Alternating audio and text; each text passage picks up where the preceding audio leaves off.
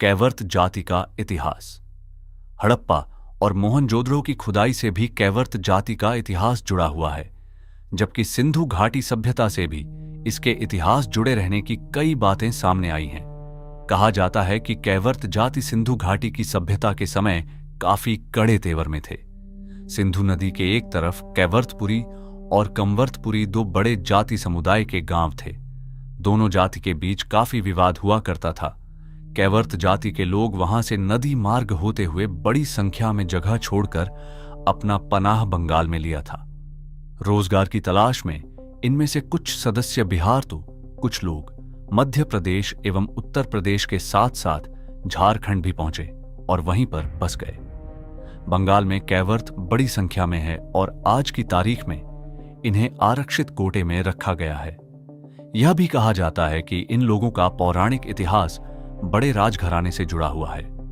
इसी कारण बिहार के कटिहार, अररिया, किशनगंज और भागलपुर जिले में इनकी बहुलता है और इनका जीवन स्तर भी अगड़ी जाति से कमजोर नहीं है।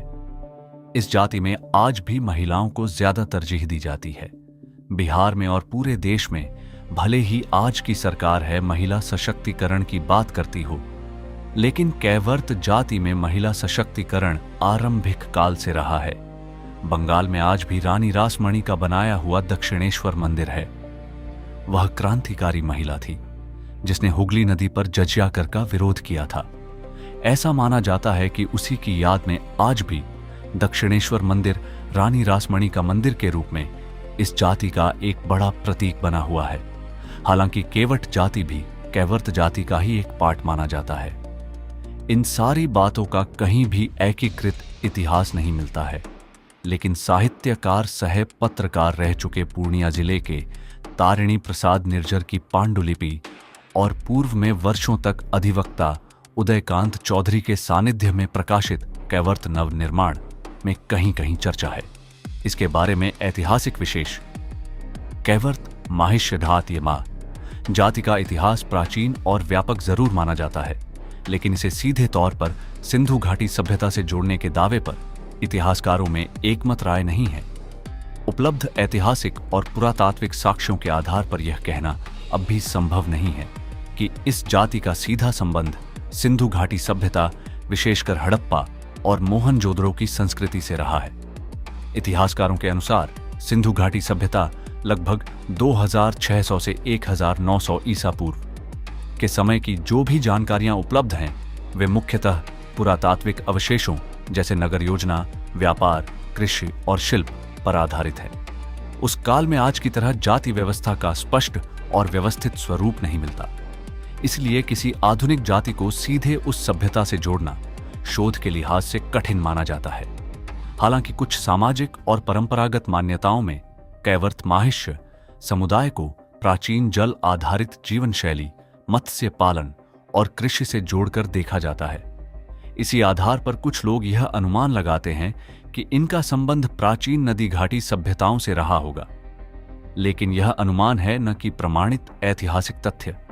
बंगाल और पूर्वी भारत के मध्यकालीन ग्रंथों और लोक कथाओं में माहिष्य कैवर्त समुदाय का उल्लेख अधिक स्पष्ट रूप से मिलता है, जहां इन्हें कृषक और कभी कभी योद्धा वर्ग के रूप में भी दर्शाया गया है। इतिहासकार मानते हैं कि इस जाति की ठोस पहचान मुख्यतः गुप्तोत्तर काल और मध्यकालीन समाज में विकसित हुई। इतिहास और सामाजिक विज्ञान के जानकारों का मानना है कि कैवर्त बिहार, बंगाल और मध्य प्रदेश में फैली समुदाय की जड़ें इतिहास में कभी कृषक तो कभी शासक की भूमिका रही है। कैवर्त कभी कभी केवट या माहिष्य जाति भारतीय समाज की उन प्राचीन समुदायों में गिनी जाती है जिनका संबंध जल, खेती और श्रम आधारित जीवन से रहा है। इतिहासकारों के अनुसार यह समुदाय मुख्य रूप से नदी तटीय क्षेत्रों में विकसित हुआ और समय के साथ सामाजिक आर्थिक बदलावों के अनुसार अपनी पहचान को विस्तारित करता गया। इतिहास की जड़ें प्राचीन ग्रंथों से लेकर विद्रोह तक कैवर्त जाति का उल्लेख प्राचीन भारतीय ग्रंथों और पुराणों में मिलता है, जहां इन्हें जल परिवहन, मत्स्य पालन और खेती से जुड़ा बताया गया है। मध्यकालीन इतिहास में यह समुदाय खास तौर पर उस समय चर्चा में आया जब बंगाल में 11वीं सदी के आसपास कैवर्त विद्रोह हुआ। इस विद्रोह का नेतृत्व दिव्योक नामक कैवर्त नेता ने किया था, जिसने पाल वंश के खिलाफ सत्ता स्थापित कर दी थी। यह घटना इस बात का प्रमाण मानी जाती है कि यह जाति केवल श्रम आधारित नहीं, बल्कि राजनीतिक और सैन्य दृष्टि से भी मजबूत रही है। बंगाल में माहिष्य सामाजिक उन्नति की कहानी। पश्चिम बंगाल में कैवर्त समुदाय को प्रायः माहिष्य कहा जाता है, जो राज्य की एक प्रभावशाली कृषक जाति मानी जाती है। इतिहासकार मानते हैं कि माहिष्य समुदाय ने समय के साथ शिक्षा और व्यापार में भी अपनी मजबूत उपस्थिति दर्ज कराई। कोलकाता और दक्षिण बंगाल के जिलों हावड़ा, हुगली, मिदनापुर, बहरामपुर में इस समुदाय की बड़ी आबादी पाई जाती है। कई सामाजिक और धार्मिक आंदोलनों में भी इस वर्ग की भूमिका रही है। बिहार में कैवर्त/केवट नदी और कृषि से जुड़ी पहचान। बिहार में कैवर्त या केवट जाति मुख्य रूप से गंगा, कोसी और महानंदा जैसी नदियों के किनारे बसे क्षेत्रों में पाई जाती है। पूर्णिया, कटिहार, सहरसा, भागलपुर जैसे जिलों में इनकी उल्लेखनीय उपस्थिति है। यहां इनका पारंपरिक पेशा नाव चलाना, मछली पकड़ना और खेती रहा है। समय के साथ यह समुदाय शिक्षा, सरकारी सेवा और व्यवसाय में भी आगे बढ़ रहा है। मध्य प्रदेश में विस्तार, प्रवास और श्रम की कहानी।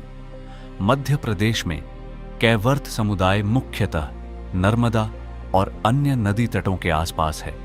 यहां यह समुदाय केवट, मछुआरा या धीमर जैसे नामों से भी जाना जाता है। इतिहासकारों के अनुसार इनका कुछ हिस्सा बिहार और पूर्वी भारत से प्रवास कर यहां बसा, जबकि कुछ स्थानीय रूप से विकसित समूह भी हैं। इनका मुख्य पेशा खेती और जल संसाधनों से जुड़ा कार्य रहा है। सामाजिक स्थिति और वर्तमान परिदृश्य। आज कैवर्त/माहिष्य समुदाय विभिन्न राज्यों में अलग अलग सामाजिक श्रेणियों में वर्गीकृत है।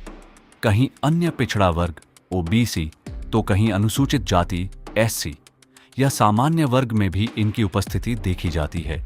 आधुनिक समय में यह समुदाय शिक्षा, राजनीति और व्यापार में अपनी पहचान मजबूत कर रहा है। हालांकि पारंपरिक पेशों से जुड़े लोगों को अभी भी आर्थिक चुनौतियों का सामना करना पड़ता है। निष्कर्ष, कैवर्त माहिष्य जाति का इतिहास केवल एक श्रमिक वर्ग की कहानी नहीं, बल्कि संघर्ष, सत्ता और सामाजिक परिवर्तन की यात्रा है। नदी किनारे से शुरू हुई यह परंपरा आज देश के विभिन्न हिस्सों में अपनी अलग अलग पहचान के साथ विकसित हो चुकी है। जाक्साचोक्सा, रानी रश्मोनी और माहिष्य कैवर्त समाज का संबंध ऐतिहासिक सामाजिक है, पौराणिक नहीं। पश्चिम बंगाल के इतिहास में रानी रश्मोनी का नाम सामाजिक सुधार और जन सेवा के लिए प्रमुखता से लिया जाता है। माना जाता है कि वे माहिष्य कैवर्त समुदाय से थीं, जो परंपरागत रूप से कृषि, जल आधारित आजीविका और स्थानीय व्यापार से जुड़े रहे हैं। रानी रश्मोनी ने 19वीं सदी में न सिर्फ समाज सेवा के क्षेत्र में उल्लेखनीय कार्य किए, बल्कि धार्मिक और सांस्कृतिक विरासत को भी समृद्ध किया। उनके द्वारा स्थापित दक्षिणेश्वर काली मंदिर आज भी आस्था का प्रमुख केंद्र है। इतिहासकारों के अनुसार रानी रश्मोनी का जीवन इस बात का उदाहरण है कि माहिष्य समाज ने सामाजिक नेतृत्व और आर्थिक सशक्तिकरण में भी महत्वपूर्ण भूमिका निभाई है। यही कारण है कि इस समुदाय को पूर्वी भारत के सामाजिक ढांचे में एक मजबूत और प्रभावशाली वर्ग के रूप में देखा जाता है। अगर आपको यह वीडियो पसंद आया हो तो डी न्यूज़ 9X के इस वीडियो को लाइक करें और हमारे चैनल को सब्सक्राइब करें। ऐसी ही जानकारीपूर्ण वीडियो देखने के लिए हमारे YouTube चैनल दी न्यूज़ 9X को जरूर सब्सक्राइब करें। और अगर आप Facebook पर देख रहे हैं तो इस वीडियो को ज्यादा से ज्यादा शेयर करें। धन्यवाद। फिर मिलेंगे एक नई कहानी के साथ दी न्यूज़ 9X पर।